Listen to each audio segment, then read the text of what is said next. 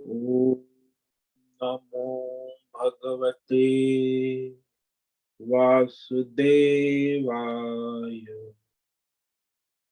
ओम नमो भगवते वासुदेवाय।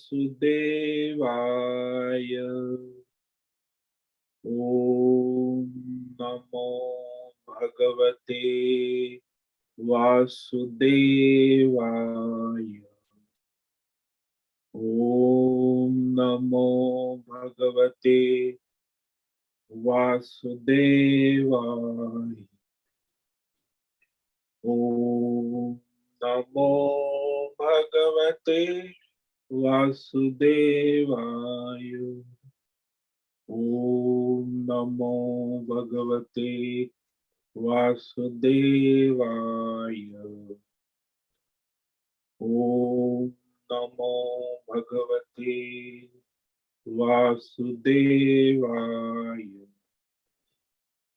ओम नमो भगवते वासुदेवाय। ओम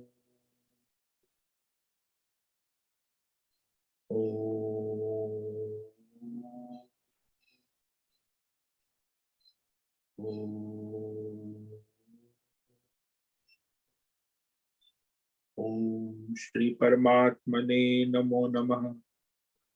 ओम गंगणपतये नमो नमः। ओम सरस्वत्यै नमो नमः। ओम गुरुभ्यो नमो नमः। ओम सहनावतु सहनौ भुनक्तु सह वीर्यं करवावहै तेजस्विनावधीतमस्तु मा विद्विषावहै। ओम शांति शांति शांति। सदाशिव समारंभां शंकराचार्य मध्यमा अस्मदाचार्य पर्यन्तां वंदे गुरु परंपरा। वंदे गुरु परंपरा। ओम पार्थाय प्रतिबोधितां भगवता नारायणेन स्वयं व्यासेन ग्रथितां पुराणमुनिं मध्ये महाभारतम् अद्वैतामृतवर्षिणीं भगवतीम् अष्टादशाध्यायिनीम् अम्ब त्वामनुसन्दधामि भगवत् गीते भवद्वेषिणि। गीते भवद्वेषिणि। वसुदेवसुतं देवं कंसचाणूरमर्दनं देवकी परमानन्दं कृष्णं वन्दे जगद्गुरुं। कृष्णं वन्दे जगद्गुरुं। नमस्ते परमं ब्रह्म सच्चिदानन्दरूप निर्गुणाय नमस्तुभ्यं ओंकाराय नमो नमः। ओंकाराय नमो नमः। सर्वे दुर्गाणि तरन्तु सर्वे भद्राणि पश्यन्तु सर्वे सद्बुद्धिमाप्नोतु सर्वे सर्वत्र नन्दतु सर्वे सर्वत्र नन्दतु। ओम तत्सत। ओम ओम ओम। आप सभी ऑनलाइन जूम नेटवर्क पर उपस्थित भगवत गीता के श्रवण साधकों को आज प्रातः का अभिवादन अभिनंदन अभिवंदन। हरि ओम हरि ओम हरि ओम।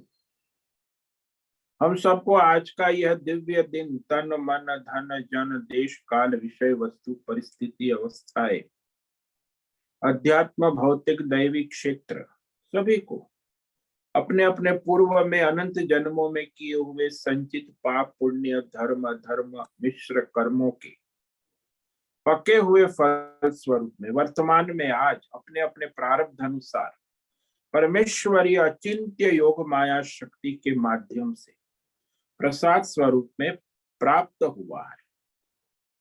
अतः आज का यह दिव्य दिन परमार्थ हेतु निष्काम सेवा यज्ञ देव यज्ञ ऋषि यज्ञ पितृ यज्ञ नृ यज्ञ भूत सात्विक दान शारीरिक वाचिक मानसिक तप, निष्काम कर्म योग, ध्यान योग, भक्ति योग, ज्ञान योग, साधनाएं, स्वाध्याय, वेद शास्त्रों का अध्ययन, अध्यापन, उपासना, आराधना के लिए समर्पित करे और कराए।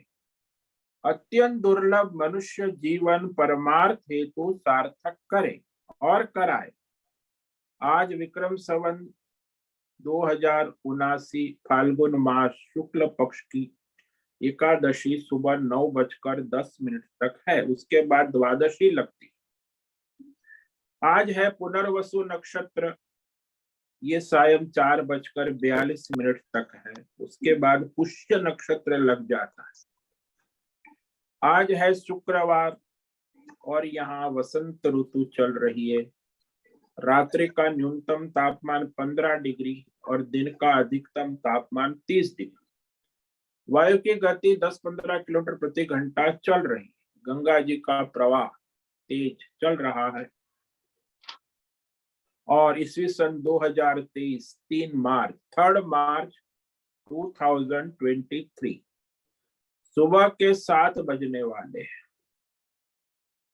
कलयुग का प्रथम चरण 5247 वर्ष 7वां वर्ष मनवंत श्वेत वराह कल ब्रह्मा जी का 26वां दिन और 51वां वर्ष अभी अभी चल रहा है। ऐसे अनंत कोटि ब्रह्मा और ब्रह्मांडीय परमेश्वरी अचिंत्य योग माया के अंतर्गत हमारा यह एक ब्रह्मांड।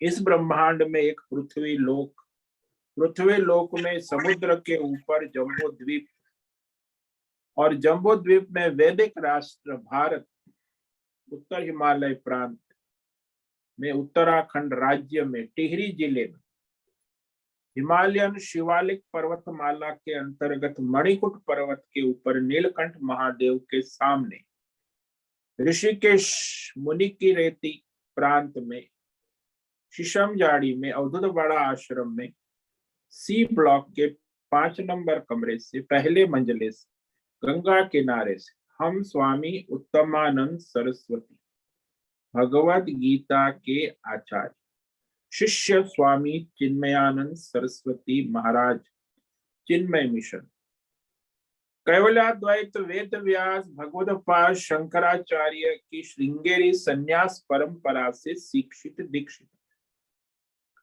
सनातन वैदिक भारतीय हिंदू धर्म अनुसार संपूर्ण भगवद गीता ज्ञान यज्ञ ऑनलाइन जूम पर चैतन्यमय जीवंत लाइव प्रसारण के अंतर्गत व्याख्यान माला में अध्याय 18 मोक्ष संन्यास योग के श्लोक नंबर 48 पर संस्कृत एवं हिंदी में व्याख्यान करेंगे।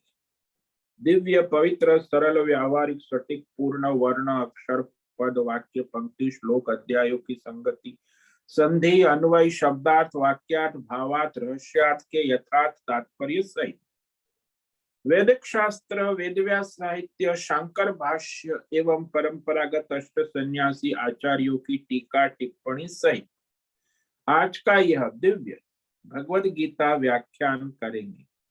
कृपया आप सभी श्रद्धा भक्ति ध्यान से परिपूर्ण होकर के यह श्रवण साधना करें, कुछ ग्रहण करें, धारण करें, अपने जीवन में चरितार्थ करें और उसमें निरंतरता लाएं। अपनी अपनी आध्यात्मिक भौतिक दैवी अशांति द्वंद्व मोह विक्षेप काम क्रोध लोभ मोह राग द्वेष आदि अशास्त्रीय धार्मिक भ्रम भ्रांतियों से रहित होकर के शरीर इंद्रिय प्राण मन वचन कर्म से एक रूप एकाग्र होकर के शुद्ध सात्विक सूक्ष्म वेद शास्त्र अनुसार आचार्य परंपरा युक्त भगवत विवेक बुद्धि करें। पुनः पुनः इस व्याख्यान का श्रवण करे, मनन करे, चिंतन करे, लेखन करे, चर्चा विचारणा करे, प्रचार प्रसार करे, लिंक भेजे, ग्रुप में शेयर करे, अपना और सबका परम कल्याण करे और कराए। ओम तत्सत। ओम ओम ओम। तो कल हमने श्रीमद् भगवद गीता अध्याय 18 के श्लोक नंबर 47 पर व्याख्यान किया था, जिसमें भगवान ने अपने स्वधर्म की महिमा कही, और पर धर्म जो है वह हानिकारक कहा, क्योंकि मनुष्य स्वधर्म करते हुए ही परम गति की ओर जाता है। पर धर्म दुर्गति का कारण बन जाता है। वो सदगति का कारण यानी स्वधर्म ही सदगति का साधन है। पर धर्म दुर्गति का, भले वर्तमान में कुछ फायदा लाभ दिखाए लेकिन उसका दुर्गति के सिवा और कोई परिणाम। पर धर्म, भगवान ने तुम तीसरे अध्याय में भी कहा ना, पर धर्मो भयावह श्रेयान स्वधर्मो विगुण पर धर्मो भयावह। वही भगवान यहाँ भी कह रहे हैं, श्रेयान स्वधर्मो विगुणः परधर्मात् स्वनुष्ठितात् स्वभावनियतं कर्म कुर्वन्नाप्नोति किल्बिषम्। स्वनुष्ठितात्, अच्छी प्रकार अनुष्ठान आचरण किए हुए, परधर्मात् यानी दूसरों के धर्म से, यानी पर धर्म यानी जो वर्णाश्रम धर्म में अपना जो स्वधर्म है उसे छोड़कर, ब्राह्मण है तो क्षत्रिय का कार्य करे, क्षत्रिय है वो वैश्य का करे, वैश्य ऐसे अपना स्वधर्म छोड़कर पर धर्म, ब्रह्मचारी है गृहस्थी करे, गृहस्थी है वानप्रस्थी करे, वानप्रस्थी है संन्यास, तो वर्णाश्रम में जो उलट फेर करके अपने कर्तव्य पर धर्म हो जाता है, तो वह पर धर्म के, और दूसरा भी अपने जो धर्म है कर्तव्य है, तो वह पर धर्म से अपना स्वधर्म ठीक ठीक ना हो तो भी विगुण कहा, न्यूनता युक्त हो, ठीक ना हो तो भी अपना प्रकृति जन्य स्वाभाविक कर्तव्य स्वधर्म जो सात्विक राजसी तामसी प्रकृति के अनुसार निर्धारित है, वही कल्याणकारी श्रेयान कहा भगवान, वही कल्याण सदगति का मार्ग है, कल्याणकारी।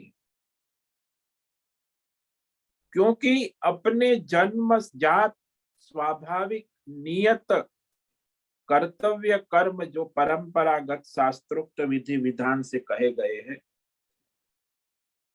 वह कर्म स्वधर्म रूपी कर्तव्य को करता हुआ मनुष्य किल्बिषम न आपनोति,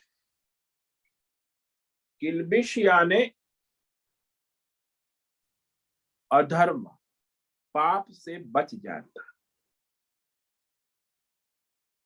कई बार लोग कहते हैं कि ब्राह्मण है, अच्छा काम कर रहा है, वैश्य का दुकान चला रहा है, तो वो पुण्य का कार्य है कि पाप? पाप है।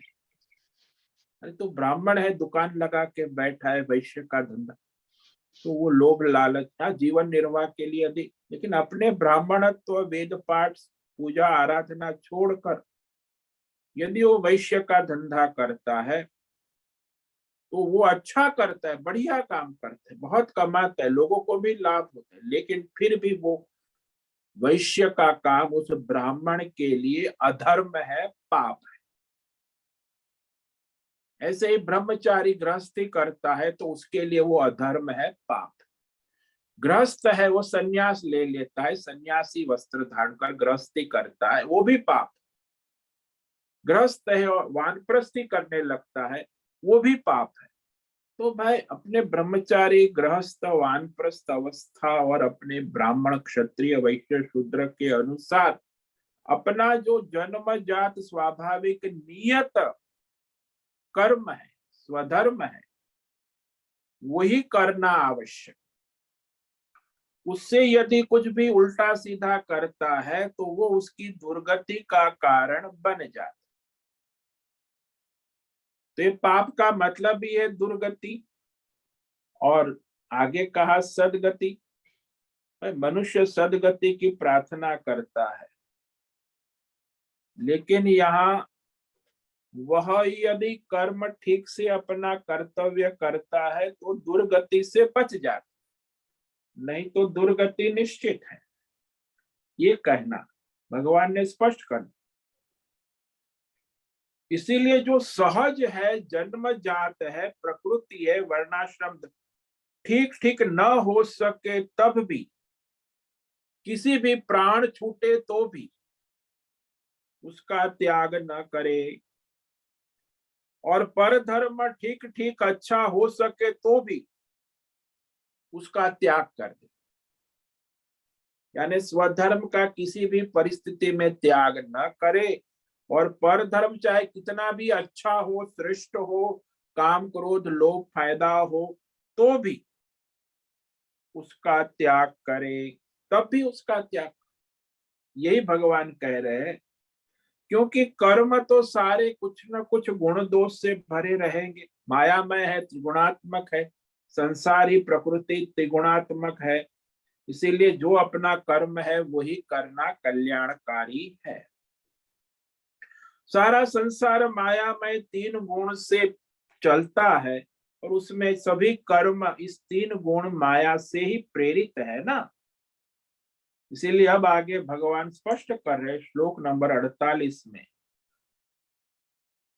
कि हमारा जो स्वयं का कर्तव्य है वह ही कल्याणकारी है, और कोई कर्म ऐसा नहीं है जिसमें दोष ना हो, यानी माया का खेल ना हो, तीन गुण का खेल ना हो। सभी कर्म अस्थिर है, परिवर्तनशील है, संसार भी अस्थिर है, और उसमें कर्म तो मनुष्य, अज्ञानी मनुष्य कामना से प्रेरित होकर बिना कर्म एक क्षण भी नहीं रहे, क्योंकि कामना वाला है। हाँ, वो निष्काम सन्यासी है, उससे कोई कर्म का प्रयोजन, लेकिन जो कामना वासना वाला है वो एक क्षण भी कर्म के बिना नहीं रह सकता।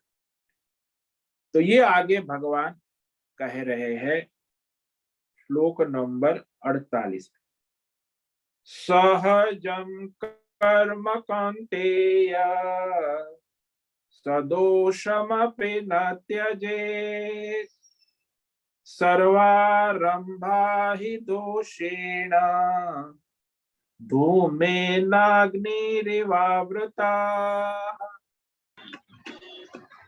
सहजम कर्म कौन्तेय सदोषमपि न त्यजेत्, सर्वारंभा हि दोषेण धूमेनाग्निवावृता।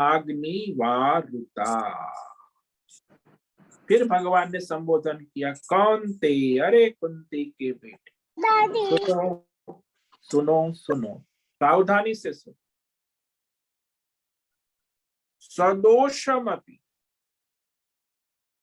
भाई दोष है, सर्व कर्म कमी ज्यादा, त्रिगुणात्मक है, मायामय है, दोष युक्त है, फिर भी अपि सहजम, अपने जो सहज वर्णाश्रम धर्म कर्तव्य, स्वधर्म स्वकर्म नियत कर्म, सहजम यानी स्वाभाविक प्रकृति जन्य, नियत है, जन्म से सहज है, सिद्ध है, जन्म सिद्ध, वह कर्तव्य कर्म को कभी भी प्राण छूटने की परिस्थिति में भी नहीं त्यागे, न त्यजे। अपने स्वधर्म कर्तव्य को किसी भी हालत में, किसी भी परिस्थिति में त्यागना उचित नहीं है, क्योंकि धूमेन अपि इव सर्वारंभा दोषेण आवृता। दृष्टांत दे रहे भगवान, क्योंकि जैसे धुएं से अग्नि दूषित है, अग्नि है तो वहां धुआं तो होगा ही, ये दृष्टांत भगवान देते। अग्नि के साथ धुआं है, ऐसे ही सभी कर्मों के साथ दोष, त्रिगुणात्मक माया निरंतर लगी रहती। ये दोष है ना, प्रकृति माया त्रिगुणात्मक, वो भी स्थिर नहीं है, परिवर्तनशील है। इसीलिए सभी गुण जो है, ये सत्व गुण, रजोगुण, तमोगुण माया से युक्त, परिवर्तनशील, अस्थिर, स्थिर नहीं है, इसी दोष से ढके हुए हैं। तो उसे कोई स्थिर कर भी नहीं सकता। जैसे अग्नि है, जलाओगे तो धुआं तो होगा ही। तो इस तरह यहाँ भगवान स्पष्ट कर रहे हैं कि जैसे धुएं से आग की तरह सभी कर्म जो है वह, भगवान ने शब्द है दोषेण, दोषेण यानी माया, त्रिगुणात्मक प्रकृति से बंधे हुए हैं, अस्थिर है, और वह निरंतर बदलते रहते हैं।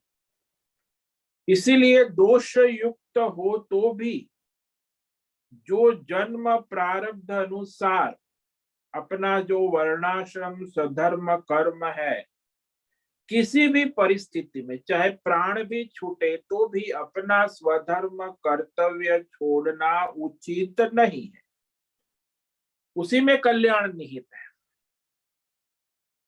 तो पहले भी भगवान कहा आए हैं कि भाई कोई भी मनुष्य जो अज्ञानी है, जो कामना वाला है, जो संसारी है, वो कर्म के बिना नहीं रह सके। हाँ, कोई आत्मज्ञानी है, सन्यासी है, तत्वज्ञानी है, तो उसे कोई सांसारिक कर्मों का प्रयोजन नहीं रहता।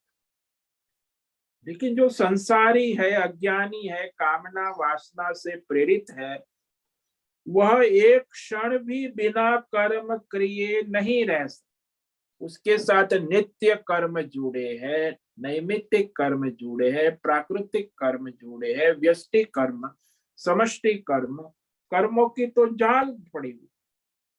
और वो एक क्षण भी बिना कर्म नहीं उठेगा कि तुरंत वो ब्रश करने जाएगा, मुंह धोने जाएगा, शौच करने, अरे एक क्षण भी वो चुपचाप ध्यान में नहीं बैठ सकता। कर्म उसके पीछे लगे हुए हैं, प्राकृतिक है, नित्य है, नैमित्तिक है। काम्य कर्म वाला तो और भी ज्यादा चंचल, अपनी कामना वासना से प्रेरित है। धर्म करता है, वो भी अपने धर्म से प्रेरित है। तो यहाँ एक भी क्षण, अब कहे लोग कि कर्म नहीं करना भी एक कर्म है। कई लोग कहते मैं कुछ नहीं करता, अब तो मैं बस रिटायर्ड हो गया। कर्म नहीं करना भी एक कर्म ही है। जब कर्म को करने से अपने को रोकना पड़ता है, ये भी तो अहंकार है, अज्ञान है, मैं कुछ नहीं करता हूं, अपने आप को रोक कर रखता हूं, कर्म के चक्कर में नहीं पड़ता, तो वो भी है ही। जैसे आप कहो कि मैं शौच कर रहा हूं तो कर्म है, और शौच को रोक रहा हूं, रोकने का भी तो कर्म है ना। भाई शौच तो आएगा, आप उसे रोक नहीं सकते, फिर भी आप उसे प्रयत्न अहंकार से रोक रहे। तो अहंकार को जो अपना स्वरूप समझने वाला है, अज्ञान से अहं करता अहं भोग, वह अज्ञानी मनुष्य एक क्षण भी बिना कर्म किए नहीं रह सकता है। यहाँ भगवान ने कहा ना, सर्वारंभा, आरंभ, जिसका आरंभ किया जाता है अर्थात कर्म, कर्म का आरंभ होता है। सारे कर्मों में प्रकृति के अनुसार आरंभ होता है, और यह सारा कर्म है, उसका स्वरूप क्या है? मायामय है, त्रिगुणात्मक है। इसीलिए वह अज्ञानी मनुष्य कर्म किए बिना रह नहीं सकता। हर क्षण, क्षण क्षण कर्म करना ही है। तो वह मनुष्य, कर्म न करना भी कर्म है और कर्म करना भी कर्म है, दोनों को प्राप्त होता है। अब मैं कुछ नहीं करूंगा तो वो भी है, आप कहते मैं भोजन नहीं करूंगा, वो भी अपने कर्म ही है, तो किए बिना तो रह नहीं सकता। अब स्वर्णाश्रम स्वधर्म करे या परधर्म करे, उसमें भी मनुष्य स्वतंत्र है। लेकिन यहाँ तो भगवान कहते कि जो हमारे लिए वेद शास्त्र भगवान ने स्वधर्म कर्तव्य कर्म निश्चित जन्म से किया है, उसको भी कर सकते हैं। और जो हमारे लिए विहित नहीं है, परधर्म है, वह भी कर्तव्य नहीं है, फिर भी मनुष्य अपने काम क्रोध लोभ मोह राग द्वेष अहंकार के वश कर लेता है, वो उसका है नहीं, परधर्म है। फिर भी जाकर आजकल तो यही जमाना है, 90% मनुष्य अपने काम क्रोध लोभ मोह राग द्वेष तो परधर्म ही करते हैं, अपना स्वधर्म तो करते नहीं। तो वो उसके लिए विहित है कर्तव्य, वो भी कर सकता है, जो उसके लिए कर्तव्य नहीं है वो भी, वो स्वतंत्रता है ना। अब उसी अज्ञान के कारण वो अपनी स्वतंत्रता में काम क्रोध लोभ मोह के वश में अपना स्वधर्म छोड़ देता है। यदि हमने पूरी निष्ठा पूर्वक प्रारब्ध अनुसार अपना वर्णाश्रम स्वधर्म सहज कर्म, या जो भगवान ने कहा सहज कर्म यानी स्वधर्म किया, तो कर्म के जो होने वाले दोष है, तो वह दोष तो है उसमें, फिर भी वह कर्म हमें दूषित नहीं करता। कर्म में तो दोष है, त्रिगुणात्मक है, माया में है, लेकिन हम हमारा कर्तव्य कर्म कर रहे हैं ना। जैसे हम एग्जाम्पल दे कि भाई विद्यार्थी है, स्कूल में परीक्षा है, भाई सभी विद्यार्थी अपने क्लास में घंटी बजेंगी तो क्लास 1 क्लास 2 तो क्लास 10 सबकी परीक्षा है, गणित की है आज का पेपर। अब इतने हजार विद्यार्थी विद्यालय में जब परीक्षा देंगे तो सभी को अपने अपने सीट नंबर रोल नंबर पर बैठकर अपने पेपर को देना है। लेकिन कई लोग यहाँ देखेंगे वहां कुछ तैयारी नहीं किए तो वो शिक्षक उसे डांटेगा, अरे यहाँ वहां मत देखो, तुम तुम्हारा पेपर करो, तुम्हें जो आता है वो लिखो। वो तुम्हारा हॉल, परीक्षा हॉल में आप हो तो वहां आपको यहाँ वहां कहीं देखने की जरूरत नहीं, आपने जो पढ़ा साल भर वो आप अपना कर्म करो, परीक्षा दो। तो ये स्वधर्म भी परीक्षा जैसा है, सभी को अनेक जन्मों के कर्म किए, वर्तमान में जो हमारे सामने प्रारब्ध अनुसार आए हैं, अब उसमें आप गणित को ठीक से प्रॉब्लम सॉल्व करो या उसमें त्रुटिपूर्ण हो, ठीक ठीक ना हो तो भी प्रॉब्लम करो, गणित का पेपर पूरा करो। अब वो त्रुटिपूर्ण हो, ठीक ठीक ना हो, दोष वाला होने पर भी अपना पेपर नहीं छोड़ना चाहिए, वही कल्याण का। वैसे ही यहाँ सभी वर्ण आश्रम स्त्री पुरुष के लिए जो भगवान ने शास्त्र ने परंपरा से जो कर्म निर्धारित किए हैं, कर्तव्य स्वतंत्र, वो करना उसके लिए कल्याणकारी। हालांकि सभी कर्मों में कुछ न कुछ त्रिगुणात्मक दोष तो रहेंगे, तो ये भगवान ने कहा, एग्जाम्पल भी दिया कि जैसे अग्नि प्रकट करोगे तो कुछ न कुछ धुआं तो होगा ही, अग्नि से ही धुआं उत्पन्न होता है। इसी प्रकार कर्म से ही ये माया में त्रिगुणी दोष उत्पन्न होते हैं। कोई भी कर्म करो, कितनी भी सावधानी करोगे, उसमें 3 गुण का परिवर्तन होगा, प्रत्येक क्षण भीतर बाहर। तो ये मनुष्य चाहे कितना भी कहे कि मैं बहुत ही बढ़िया कर्म करूं, लेकिन उसमें भी त्रुटि आ ही जाती। आप देखो खेल के मैदान में लोग इतनी मेहनत करते हैं, तो भी कभी कभी वो सारी जो है उसमें त्रुटियां आ जाती है, तो वो मेडल उसको नहीं मिलता है। वो तो सारे कर्म है, उसमें कभी भी कोई भी गुण बदल सकता है। सत्व गुण चल रहा है, अचानक तमो गुण आएगा, सत्व गुण रजोगुण आएगा। तो कर्म में जो है ये दोष रहता है। चाहे मनुष्य जो है, इसीलिए भगवान ने कहा कि इस परिस्थिति में स्पष्ट कर दिया कि तुम अपना स्वधर्म कर्तव्य कल्याणकारी होगा तुम्हारे, वह दोष वाला होते हुए भी कल्याणकारी। लेकिन यदि परधर्म करोगे, अपना स्वधर्म छोड़कर दूसरा कर्म, तो वह गुण वाला होने पर भी दोष वाला हो जाए। देखो कितनी बड़ी बात है। अपना स्वधर्म दोष वाला होकर भी गुण वाला, और दूसरे का धर्म पर धर्म गुण वाला होने पर भी दोष वाला हो जाए। सर्वथा दोष रहित कोई कर्म हो ही नहीं सकता। और ऐसा कोई प्रकृति में, माया में, संसार में संभव भी नहीं है।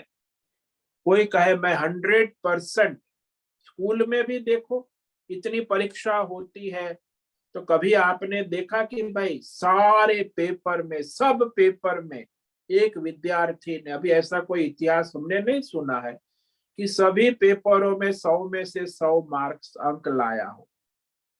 अरे किसी को 99, 97, किसी मैथ्स में, फिजिक्स में, केमिस्ट्री में 100 आ गए, तो किसी सब्जेक्ट में 95 आ गए, 98 आ गए। 100 में से 100 सभी सब्जेक्ट में किसी स्टूडेंट को आज तक हुआ नहीं, चाहे वो कितना भी पूरे साल भर इंटेलिजेंट हो, पढ़ा हो, क्योंकि वह तो है ही। कर्म त्रिगुणी होने से उसमें पर क्षण परिवर्तन हो, तो यह कर्म का स्वरूप समझ कर फिर विचार करे। और जो भी है मनुष्य स्वधर्म के लिए तत्पर रहे, उसका त्याग उचित नहीं हो सकता। यदि त्याग करता है तो वो अहंकार वश, काम क्रोध लोभ मश राग द्वेष बस यदि करता है, तो फिर वो परेशान रहेगा। इसीलिए जब तक हम अज्ञान, कामना, अहंकार के साथ है, वासना है, तो तक कर्म तो रहेंगे ही रहेंगे। कर्म का त्याग नहीं हो सकता। हाँ, अज्ञान मिट गया, आत्मज्ञानी हो गए, अहंकार नष्ट हो गया, तो फिर कोई कर्म का प्रयोजन संसार में नहीं रहे।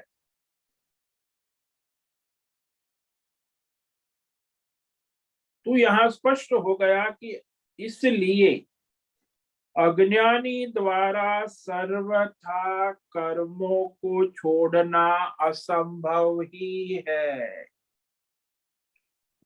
इसीलिए जो उसे जन्म मिला है, प्रारब्ध है, स्वाभाविक वर्णाश्रम धर्म है, वो अपना कर्तव्य कर्म है, उसके त्याग में ही दोष होगा ही हो।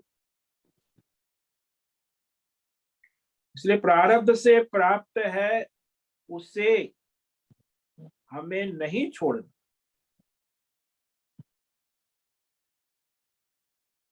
और यदि तुम्हें ने उसे छोड़ दिया, तो फिर बड़ी हानि होगी।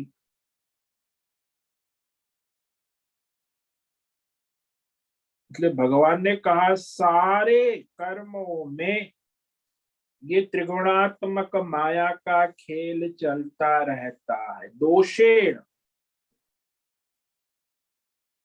तो ये वो बताते हैं कि इसके लिए यदि सारे कर्म त्रिगुणी है उसे हम छोड़ नहीं सकते, क्योंकि उसमें वह परिवर्तन निरंतर होता रहेगा और उसमें आप अपने प्रारब्ध के अनुसार प्रयत्न करो। क्योंकि अज्ञानी मनुष्य एक क्षण भी कर्म के बिना नहीं रह सकता। आप देखो, आप सुबह उठते हो, रात को सोते हो, तो आप कर्म में लगे रहोगे, और कुछ नहीं करते हो वो भी कर्म है, मुझे कुछ नहीं करना है।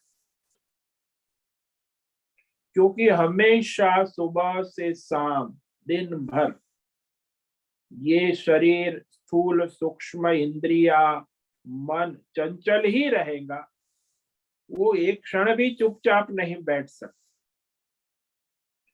क्योंकि ये तीन गुण स्थिर नहीं रह सकते। सत्व गुण आया गया, रजोगुण आया, तीनों जैसे हवा है, वायु, वो वायु स्थिर नहीं रह सकती, वैसे ये तीन गुण भी बदलते रहे। उसकी घट बढ़ होगी ही होगी, घटता है बढ़ता है। कभी सत्व गुण बढ़ गया तो आपका मूड अच्छा है, कभी रजोगुण तो आप दौड़ने लगोगे, कभी तमोगुण आ गए आप सो जाओगे। ये तो घटता बढ़ता रहे। ये अंतकरण में ये वृत्तियां त्रिगुणात्मक है और उसे आप रोक नहीं सकते, तो उसके अंदर चंचलता विक्षेप रहेगा।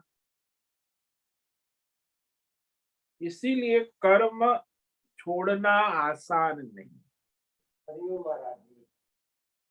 स्वयं अपने विवेक ज्ञान से मनुष्य को कर्म करना आवश्यक। यदि आप विवेक पूर्वक कुछ करेंगे तो कोई लेकिन यदि विवेक नहीं होगा तो फिर आप परेशान हो जाएंगे। स्वयं अपनी समझ से हेरफेर करने में गलती होने की संभावना अत्यधिक। आई थिंक सो, मैं कुछ कर लूंगा change. What you think so? भाई आपके पास कोई शास्त्र है, आचार्य प्रमाण है, परंपरा? नहीं नहीं, मैं आई थिंक सो। फिर तो आप गए गड्ढे में। अपनी व्यक्तिगत समझ से हेरफेर करने की गलती होने की संभावना अत्यधिक है, क्योंकि सभी मनुष्य की बुद्धि अल्पज्ञ है, अज्ञानी है, और वो अज्ञानी सर्वज्ञ नहीं हो सकता।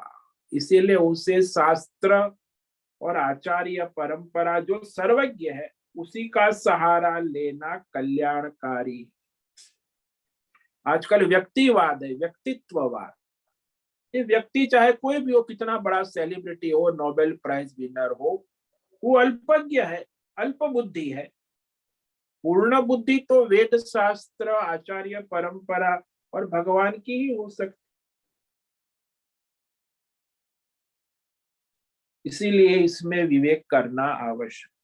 इसमें एक दृष्टांत लेते हैं कि एक बड़े सिद्ध महात्मा थे, वो समुद्र किनारे बैठे हुए थे। तो बेचारे छोटे छोटे मछुआरे जो है अपनी नाव में मछलियां पकड़ रहे थे, बस देख रहे थे। अचानक वहां तूफान आ गया समुद्र। अभी छोटे मछुआरे छोटी नाव हाथ डोलने लगी, सब हो हल्ला चिल्ला, बचाओ बचाओ बचाओ, डूब रह जाएंगे, अब डूब जाएंगे, तब डूब जाएंगे। वो महात्मा सिद्ध थे, अभी नए नए सिद्ध महात्मा। तो उन्होंने संकल्प किया और अपने संकल्प से तूफान को रोक लिया, बंद कर दिया। तूफान रुक गया। तो वो मछुआरे खुश हो गए, क्या रे तूफान रुक गया, अब हम बच गए। मछुआरे तो खुश हो गए। तो वहां आकाशवाणी हुई कि अरे महात्मा जी, तुमने इन मछुआरों को तो बचा लिया, लेकिन आगे जो समुद्र में एक बड़ा जहाज पोत जिसमें हजारों लोग जा रहे थे, वो तूफान आपने रोक दिया अचानक, तो जहाज इतनी बड़ी पोत समुद्र के अंदर डूब गई। अचानक तूफान रुक गया, पोत डूब गई समुद्र में और हजारों लोग मर गए। तुमने ये 5-25 मछुआरों को बचाया तुम्हारी सिद्धि से, लेकिन हजारों लोग उस पोत जहाज में मर गए, डूब गए।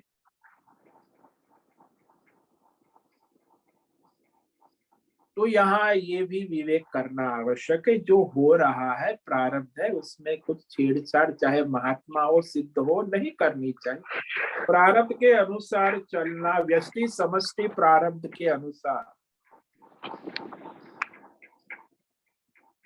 तो इस तरह यह समझना आवश्यक है, परमात्मा तो सब कुछ जानता है, प्रकृति उसके अधीन है, और जो हमारे सामने है वही वास्तविक है। तो वर्तमान प्रारब्ध और देश काल परिस्थितियों को अच्छे से अच्छा समझ कर रहे हो और विवेक करो, तभी जाके वह जो है मनुष्य जो है अपने परमार्थ की ओर आगे बढ़ सकता। कोई भी कर्म के परिणाम का विचार करोगे तो आपकी बुद्धि अल्पज्ञ है, उसमें कुछ न कुछ कामी परिणाम दुष्परिणाम उसमें तो रहेंगे। कोई कर्म 100% परफेक्ट नहीं, उसमें गुण दोष रहेंगे।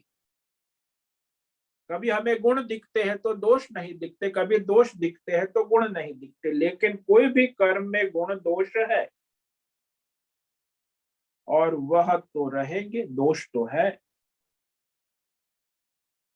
इसीलिए हम जो अपना स्वधर्म कर्तव्य कर्म करते हैं प्रारब्ध अनुसार, वह परमेश्वर की आज्ञा है, उस वर्णाश्रम धर्म उसका पालन करते हैं, तो ये दोष के भागी परमेश्वर भी होगा, क्योंकि परमेश्वर ने हमें आदेश दिया है और वह स्वधर्म करने से उसमें जो दोष है किल्बिश है प्राप्त जो है उससे आप बच जाओगे। परमेश्वर की आज्ञा से किया गया है। जैसे कोई मालिक है, उसने कहा बगीचे के पेड़ को काट दो, अब उसमें दोष है पेड़ काटना, तो पाप किसको लगेगा? अरे भाई, मालिक ने आदेश दिया है वो पेड़ को काट दो, तो वो नौकर है पेड़ को काट दे, लेकिन पेड़ काटना दोषपूर्ण है, पाप है, कि नौकर को पाप लेगा, पेड़ पेड़ काटेगा महापाप कहा है शास्त्र। लेकिन मालिक की आज्ञा से उसने अपने कर्म पेड़ को काटने का काम नौकर ने किया, तो दोष किसको लगेगा? नौकर को नहीं, मालिक को लगे। भाई मालिक की आज्ञा है, उसने कर्म किया बस, तो दोष से नौकर बच जाएगा।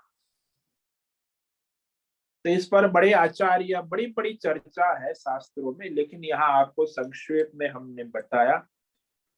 तो ये जो अत्यंत महत्व का श्लोक है जिसे विवेक करना आवश्यक, तो इस श्लोक पर और भी कल थोड़ी व्याख्या करेंगे और फिर आगे बढ़ेंगे। सहजं कर्म कौन्तेय सदोषमपि न त्यजेत्, सर्वारंभा हि दोषेण धूमेनाग्निरिवावृता। कौन्तेय, अरे कुंती के बेटे सुनो सुनो सुनो। सदोषम अपि, भाई सारा संसार त्रिगुणात्मक सत्वगुणी रजोगुणी तमोगुणी मायामय है। इसीलिए सहजम, अपना जो जन्मजात सहज प्रारब्ध अनुसार स्वधर्म स्वकर्म नियत कर्म कर्तव्य कर्म कभी भी नहीं छोड़ना चाहिए, और पर धर्म को त्याग देना चाहिए, चाहे कितना भी श्रेष्ठ क्यों न हो। स्वधर्म को छोड़ना नहीं चाहिए, चाहे कितना भी निकृष्ट क्यों हो, क्योंकि सभी कर्म सर्वारंभा, सभी कर्म किसी न किसी त्रिगुणात्मक दोष से, माया से आवृत है, ढके हुए हैं। जैसे अग्नि से, अग्नि में धुआं, धुएं से अग्नि ढकी हुई। तो इस प्रकार ये भगवान ने दृष्टांत भी दे दिया। इसीलिए कर्म जो है वह कभी कोई पूर्ण नहीं होता।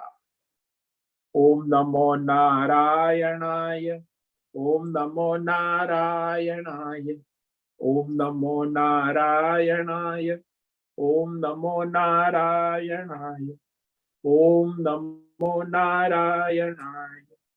कायेन वाचा मनसेन्द्रियैर्वा बुद्ध्यात्मना वा प्रकृते स्वभावात् करोमि यद्यत् सकलं परस्मै नारायणायेति समर्पयामि, नारायणायेति समर्पयामि। ओम सर्वे भवन्तु सुखिनः, सर्वे सन्तु निरामयाः, सर्वे भद्राणि पश्यन्तु, मा कश्चित् दुःखमाप्नुयात्, अस्तु मा सद्गमय, तमसो मा ज्योतिर्गमय, मृत्योर्मा मृतंगमय। ओम पूर्णमद पूर्णमिदं पूर्णात् पूर्णमुदच्यते पूर्णस्य पूर्णमादाय पूर्णमेवावशिष्यते। ओम शांति शांति शांति। शंकरं शंकराचार्यं केशवं बादरायणं सूत्र भाष्य कृतो वंदे भगवन्तो पुनः। ईश्वरो गुरुरात्मेति मूर्ति भेद विभागे व्योमवद् व्याप्त देहाय दक्षिणामूर्तये नमो। ओम गं गुरुभ्यो नमो नमः। ओम तत्सत् ब्रह्मार्पणमस्तु। ओम ओम ओम।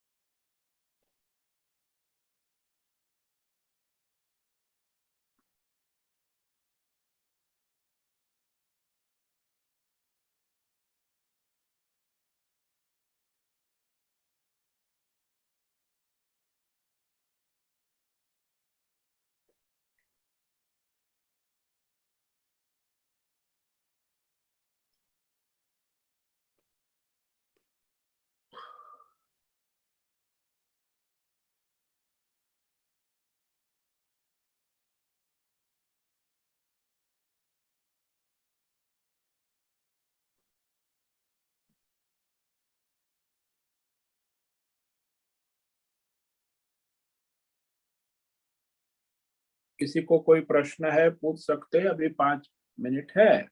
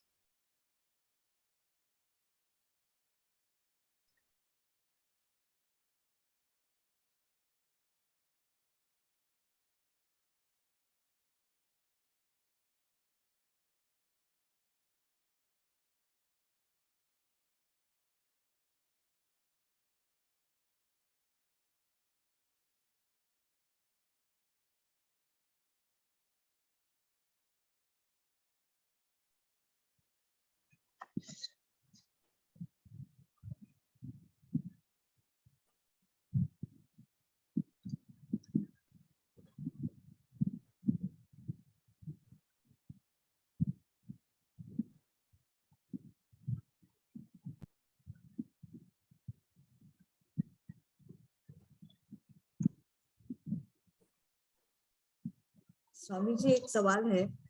हाँ बोलो। वैशाली कुपरकर। हाँ यहाँ बोलो। कहा कि सहज कर्म करो, स्वधर्म सहज, सहजता से करो। तो ये सहजता में उनको क्या कहना है भगवान को? वो सहज या स्वप्रकृति जन्य स्वाभाविक जो है नियत कर्तव्य है, जन्म सिद्ध है। जैसे ब्राह्मण का बच्चा है वेद पाठ सहज है, क्षत्रिय का बच्चा है अस्त्र शस्त्र चलाना सहज है, वैश्य का बच्चा है व्यापार धंधा हिसाब किताब सहज है, जन्म जाते प्रकृति जन्य है।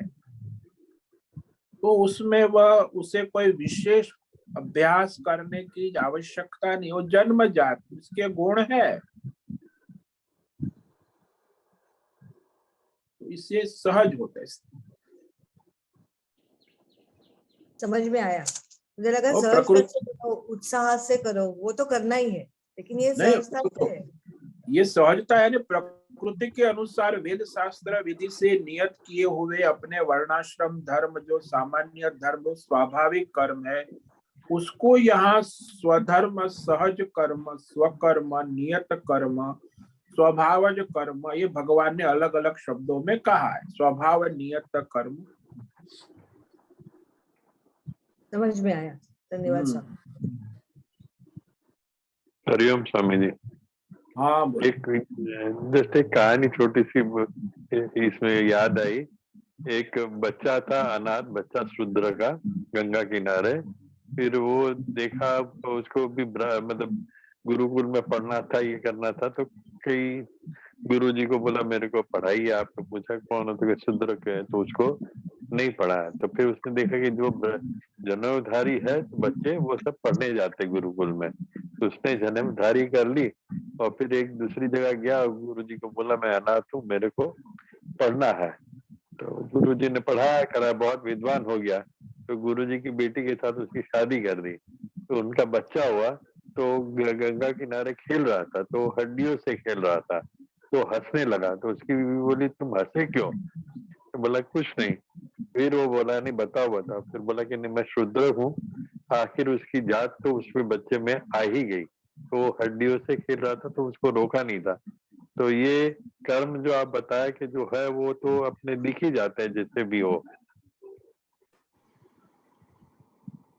मनुष्य के स्वाभाविक कर्म जो जन्मजात प्रकृति है वो तो सब में होती है स्वभाव से। और यदि आप यहाँ अपने स्वभाव से विपरीत किसी भी क्षेत्र में आप अपने को लगाओगे तो वो व्यर्थ चेष्टा होगी, जीवन की बर्बादी होगी। आखिर आप पछताना पड़ेगा, अरे मैंने मेरा जीवन बर्बाद कर दिया। लोग बोलते भी है मैं अपना स्वाभाविक कर्तव्य कर। कई लोग अमेरिका जाते ब्राह्मण विप्र इंजीनियर डॉक्टर बन के करोड़पति है और फिर वो उसको पश्चाताप होता है कि अरे मुझे वेद पाठ करने भी नहीं आता है, मैं ब्राह्मण कुछ धर्म कर्म अपना धर्म हिंदू। अब वो क्या करेगा, 60 साल वहां अमेरिका में इंजीनियर डॉक्टर बन के अपना ब्राह्मणत्व तो गवा चुका ना, और फिर उसको जीवन की बर्बादी आती है, मरते समय याद आता है कि अरे मैंने जीवन अपना व्यर्थ बर्बाद कर। उससे अच्छा मैं अपने गांव में रहकर वेद पाठ करता तो मेरे दादा पिता की तरह मेरा भी कल्याण हो जाता। अब ये बर्बादी है। अपने स्वाभाविक कर्मों से विपरीत कोई भी क्षेत्र में मनुष्य जाएगा तो उसकी वो व्यर्थ चेष्टा, समय की बर्बादी, जीवन की बर्बादी के सिवा कुछ है ही। और वो आप देख सकते हो सभी के जीवन में, अपने जीवन में भी देख सकते हो। तो यहाँ मनुष्य ऐसा सोचता है कि मैं जल्दी अपनी प्रगति कर लूं, आगे बढ़ जाओ। जैसे एक लड़की ने मुझे कहा कि महाराज मैं टेबल जॉब कर रही हूँ लेकिन मेरा प्रमोशन नहीं होता। ऐसा क्यों है? मैं 10 बाकी सब मेरे साथ आई थी, वो कहीं कोई आगे बढ़ गई, कोई मैनेजर बन गई, कोई सुपरवाइजर, कोई डायरेक्टर बने, मैं अभी उसी प्यून के टेबल पे बैठी हूँ। ऐसा क्यों होता? तो मैंने कहा तेरा प्रमोशन क्यों नहीं होता है, इसका कारण तू ही है। कैसे? बोला स्वामी।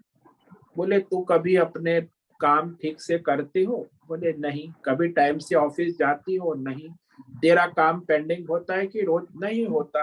और फिर वो तो ऑफिस वाला दयालु है कि आपको उसी प्योन काम में रखा है, आपको ले रहा है। अब अपने टेबल पर अपने प्यून का काम भी आप ठीक से नहीं कर रहे और प्रमोशन के सपने देख रहे हो, तो आपका प्रमोशन कब होगा? कभी हो ही नहीं सकता। वो निकाल देगा वहां से, जॉब से। तो ऐसा ही होता है संसार में, लोग जो है अपना काम ठीक से नहीं करते और सपने देखते हैं बड़े, हम होंगे कामयाब एक दिन एक, तो कभी कामयाब हो ही नहीं सकते। ये समझना आवश्यक। जो भी अपना काम है वो पूरी निष्ठा से, श्रद्धा से, ईमानदारी से करेंगे तो कोई कर्म परफेक्ट नहीं है। No action is perfect in this world because everything is physical, mental, intellectual and त्रिगुणात्मक, सत्व गुण रजो। You cannot make any action perfect. कर्म तो ऐसे ही है, करना है। समझ में आया? हाँ स्वामी जी, धन्यवाद। प्रणाम स्वामी जी। हाँ बोलो आनंद। स्वामी जी, वेद शास्त्र अध्ययन करना ये तो ब्राह्मण का कर्म है। तो जो ब्राह्मण अभी इंजीनियर है, डॉक्टर है, पॉलिटिक्स में है, मिलिट्री में है, पुलिस में है, वो क्या सब अपना जीवन बर्बाद कर रहे हैं? बर्बादी है, गए कर्म से नरक में जाएंगे। क्या है, पैसा पैसा है, मर जाएगा, करोड़ रुपया छोड़ के जाएगा, उसके बच्चे भी बर्बाद हो जाएंगे, वो भी भोग विलास पे बर्बाद, पूरा वंश खत्म हो जाएगा। बर्बादी के सिवा कुछ है ही नहीं। तो डॉक्टर कौन अपना बनेगा? स्वधर्म इंजीनियर छोड़ कौन के बनेगा? सब नाटक। हाँ, डॉक्टर कौन बनेगा? इंजीनियर कौन बनेगा? पॉलिटिक्स अरे अच्छी जो तरह से बनेगा कौन वो करेगा? बनेगा। तुमने ठेका लेके रखा है क्या? कौन बनेगा, क्या बनेगा? जो ईश्वर है उसके जो प्रकृति है, आप अपना स्वधर्म करो, ये जरूरी है। किसी ने किसी का समष्टि का, व्यष्टि का ठेका नहीं लेके रखा है कि ये सब और कौन बने। जो बनेगा वो बनेगा, आप अपना कर्म करो, नहीं तो बर्बाद हो जाओ। अपना स्वधर्म छोड़ दिया तो फिर आप अपनी अध्यात्म उन्नति की कल्पना मत करो। भौतिक उन्नति हो जाती है, भौतिक उन्नति आपकी क्या बर्बाद कर देगी। मोटर गाड़ी, बंगला, रुपया, पैसा आपको क्या चैन देगा? न अध्यात्म, दैव, परमार्थ में आप आगे नहीं बढ़ सकते। जब स्वधर्म करोगे तभी आगे बढ़ पाओगे, अध्यात्म में, दैव में, परमार्थ कर पाओगे। नहीं तो ऐसी दुर्गति है। भौतिकवाद, जड़वाद आ तो वही है, बर्बादी के सिवा कुछ नहीं। क्योंकि आध्यात्मिक नहीं है, उन्नति नहीं होगी, कैसे आप आगे बढ़ोगे? आप मानसिक गोली, ये सब डॉक्टर क्या अमेरिका में रोज मानसिक गोली खाते, बीमार, मानसिक रोगी, शारीरिक रूप से बीमार है, करोड़ों का कमा के बैठे हैं, मानसिक रोगी है, नींद नहीं आती, स्लीपिंग पिल्स खानी पड़ती है। ये क्या सक्सेसफुल मैन है क्या? Physically loss, mentally loss, socially उसका कोई स्टेटस नहीं है, समाज में, उसकी घर में, परिवार में भी उसका कोई स्टेटस नहीं है। बड़ा डॉक्टर है, इंजीनियर है, क्या है? कोई मानवता नाम की चीज नहीं है। क्या सक्सेसफुल मैन है? राक्षस है, असुर है। ये सब भ्रम है, भ्रांति। आजकल समाज में ये जो आसुरी, राक्षसी वृत्तियों बढ़ गई।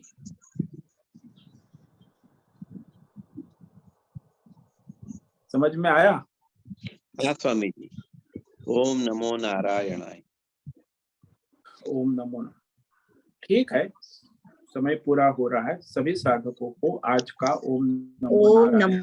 नारायणाय। सबको ओम नमो नारायण।